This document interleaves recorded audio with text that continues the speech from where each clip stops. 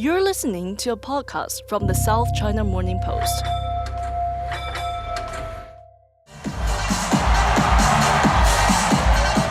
This is the sound of Indonesia's next president dancing across the stage.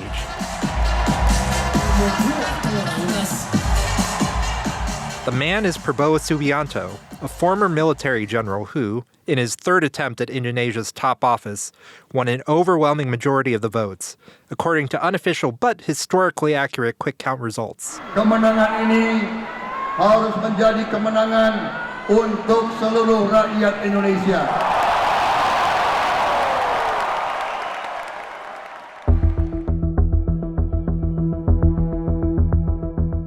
Prabowo led his nearest rival by some 33 percentage points after more than 200 million registered voters cast their ballots in the hotly contested race.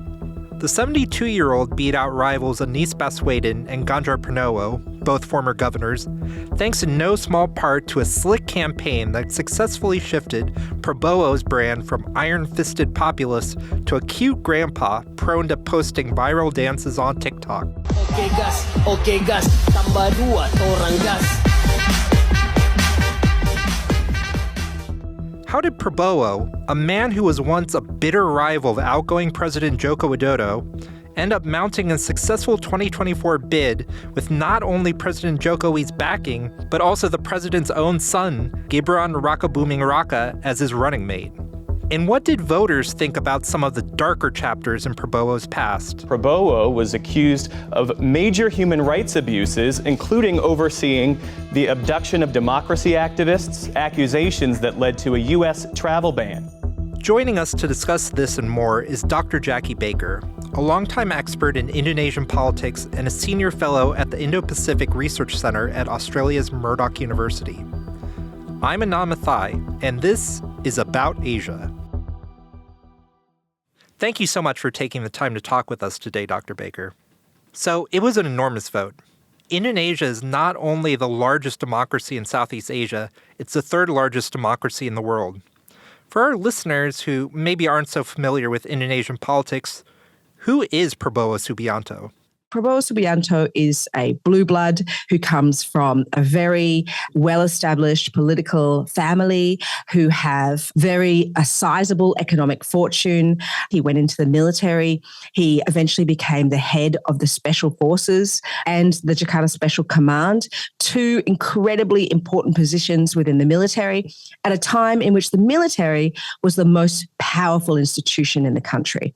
In the meantime, he also married the dictator Suharto's daughter. So, this is a man who is, for all intents and purposes, is on track to be a potential successor to President Suharto. Come 1998, however, his plans are thwarted by a democratic revolution. And so then he moves into electoral politics, and he runs for president against Joko Widodo in 2014 and 2019 in polarizing campaigns in which he faces off a very centrist, developmentalist candidate with a persona of authoritarian nationalism. I am disgusted. Of, this hyper-populism. Saya muak dengan keadaan ini. In which he's roaring down the microphone that foreigners are trying to take over our country. Ini adalah republik yang sudah dirampok dari rakyat Indonesia. So he ran very, very polarizing campaigns. He allied himself with some of the darker forces, I guess, of Indonesia's democracy. And in the last 5 years, a remarkable reconciliation has occurred between Joko Widodo and Prabowo Subianto, such that he has been sitting as defense minister, running back in his old turf of the military. So Prabowo has been around a very long time. I believe that Prabowo is a person who believes he's entitled to the presidency, who believes he's born into the presidency. And finally, after a very long, many-decade struggle, he has now won it. Yeah, I think a lot of people were surprised at how well Prabowo did and how different his campaign this year was from previous campaigns.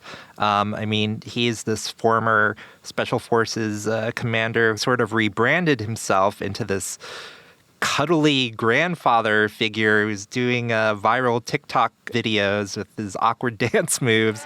He's been given the nickname the TikTok General. Young Indonesians see Prabowo as someone cute. How did that rebranding sort of take place? How was he able to get across this new version of himself to voters? And how successful was it? I think it was incredibly successful. I think, if anything, this campaign has seen the reinvention of Prabowo Subianto as, Indonesia's cuddly uncle. Chubby cheeks, a chubby belly, happy man who is going to continue the legacy of Jokowi. And this is a polar opposite from the Prabowo that we've seen in previous campaigns. A big part of his rebranding was this image of what's known as gemoy, which is kind of cute. Apa? Gemoy. And so actually, instead of images of Prabowo, we saw a lot of kind of animated images of Prabowo and his running mate Gibran. So there was kind of cartoonish avatars of Prabowo hanging all around the country as part of their presidential campaign. He presented himself as the heir of Jokowi, as the obvious continuation of the Jokowi regime. And if there was a policy platform, it was simply continue what Jokowi's been up to. And I think his campaign managers were very careful to steer him away from presenting a serious policy platform, as he has done in the previous campaigns. It was incredibly successful, and it was successful particularly amongst certain age groups. So the sort of Gen Z were stumping for Prabowo in figures of up to 70%. It's worth remembering that younger voters, or voters under 25, and voters between sort of 18 and 35 really like Prabowo. In previous campaigns, they were also the basis of his electoral support. This year, he had attracted both this massive swath of the youth vote, but also he was the leading campaign in every age group, though to quite small margins for older people. So, he managed this cuddly grandpa rebranding, but as a lot of us know about Prabowo's history, he has quite a checkered past, especially when it comes to his time in the military. He's been accused of kidnapping student activists and committing military crimes in East Timor, which got him banned from the U.S. until he was made defense minister lately. How much of an issue were Prabowo's past human rights violations in this campaign, if at all? It's important to remember that Prabowo has campaigned before. So 2019 and 2014, these were big issues. These were prosecuted over and over again. And I think in both of those campaigns, when you paired those accusations alongside an authoritarian personality, for some portion of the population, it stuck and they were not comfortable with it.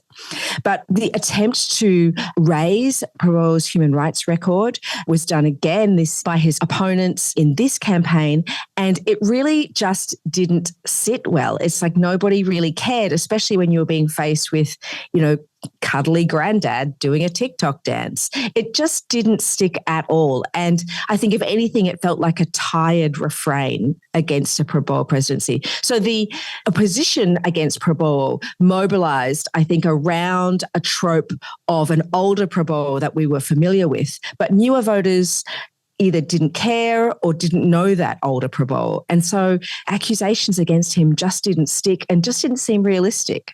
So Prabowo was this fierce, bitter rival against Joko Widodo in the two previous campaigns. He is actually a tool of the oligarchs, and I don't think that's the correct picture. He's not a man of the people.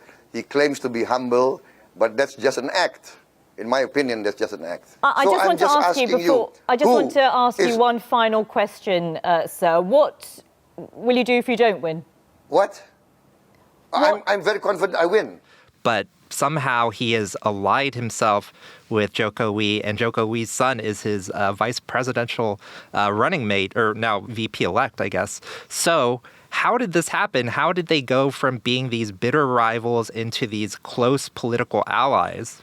Well, this is the multi-million-dollar question. That said, it's worth remembering that despite these very bitter campaigns that were run in 2014 and 2019, Jokowi did many times, either prior to the campaign or after the campaign, extend an olive branch to Prabowo to bring him on board, to bring him into the coalition.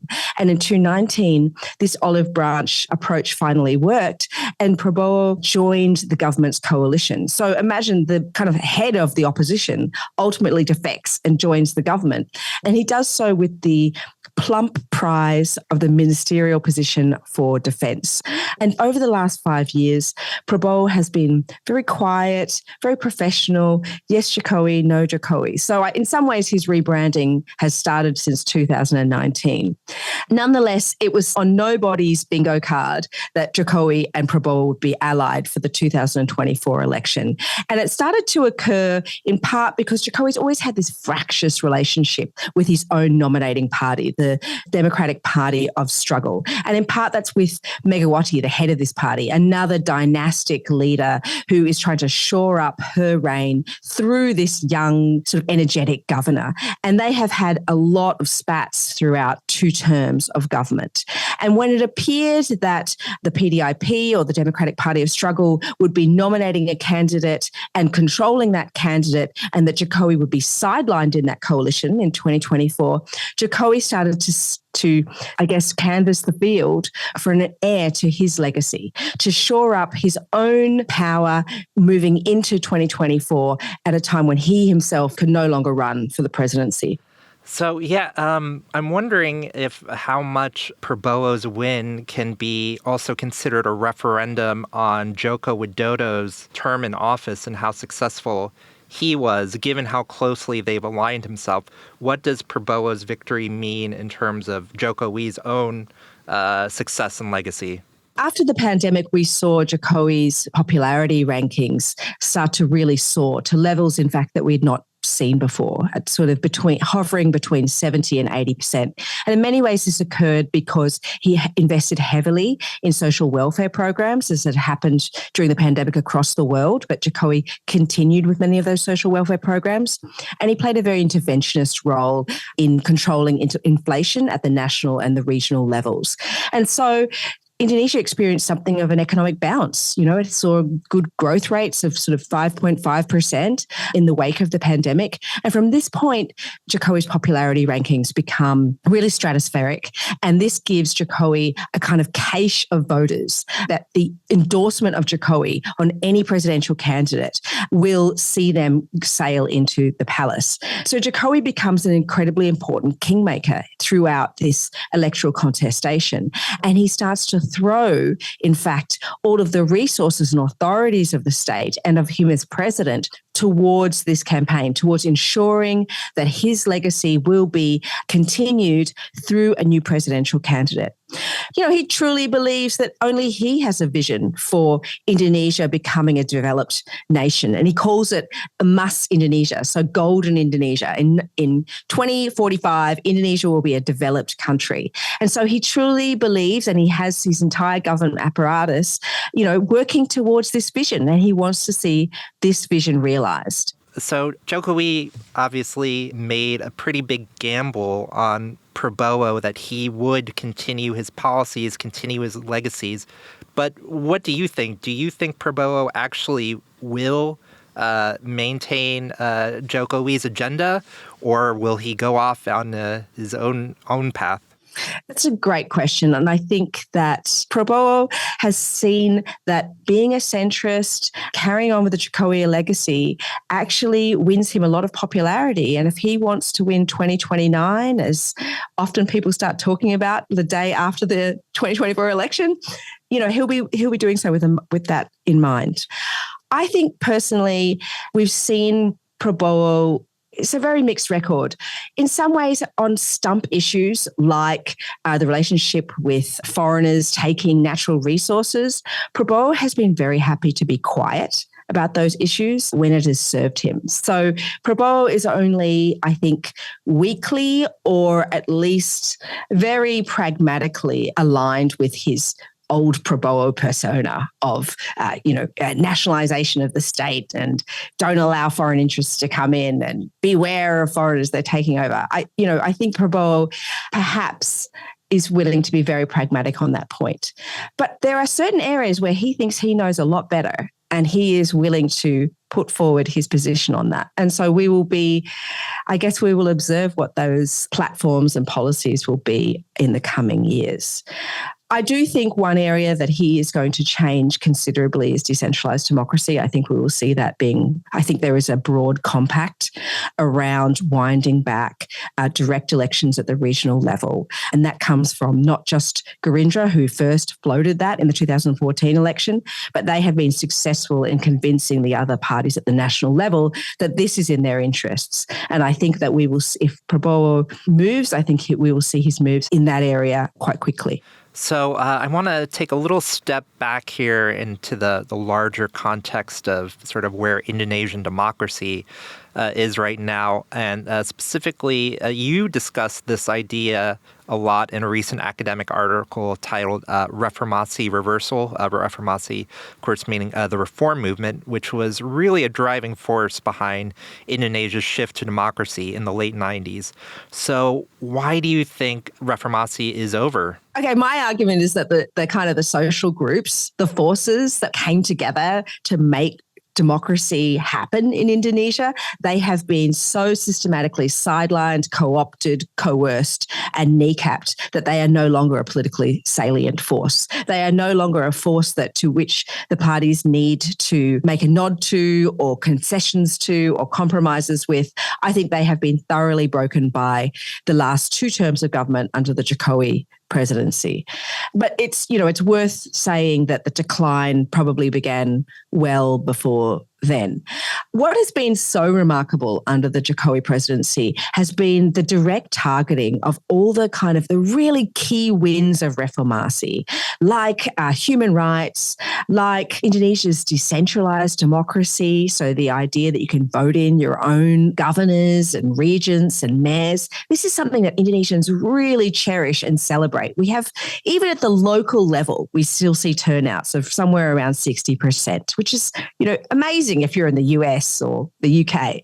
So Indonesians cherish their decentralized democracy. And yet, over the last 2 terms, we are starting to see a coalition of parties test the waters for getting rid of decentralized democracy.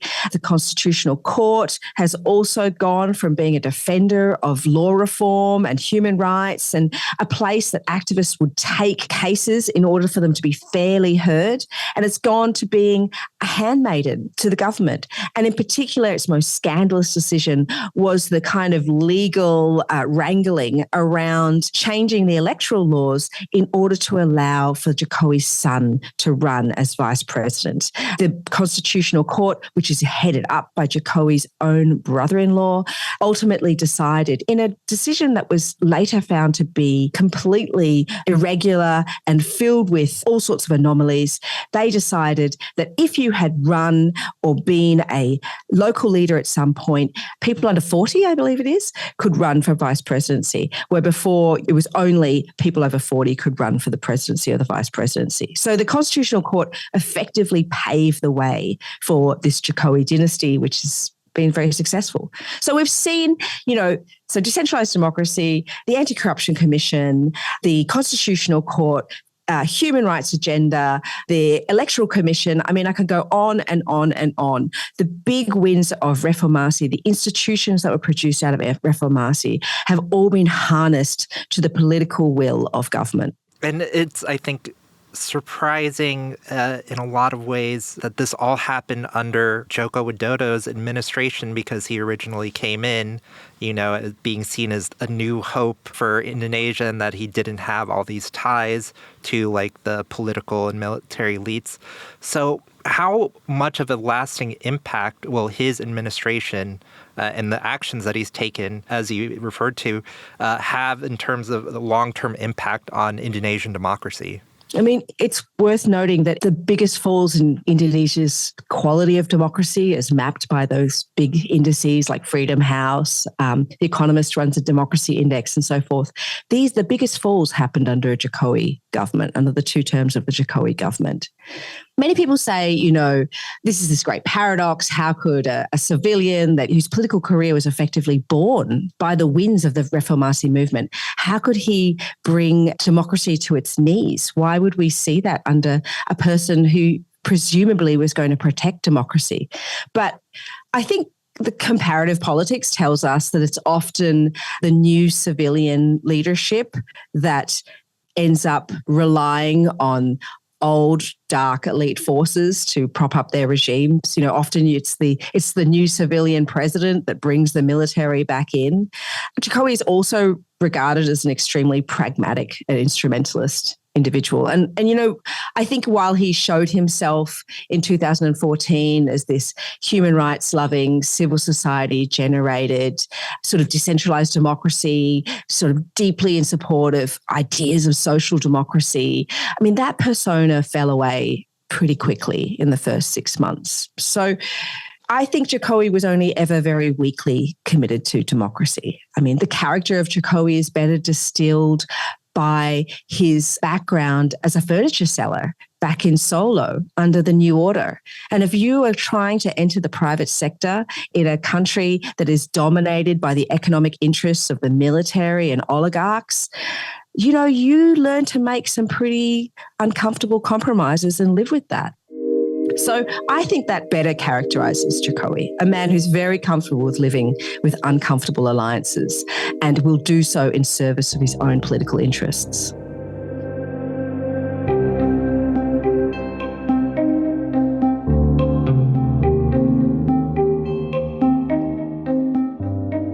That was Dr. Jacqui Baker.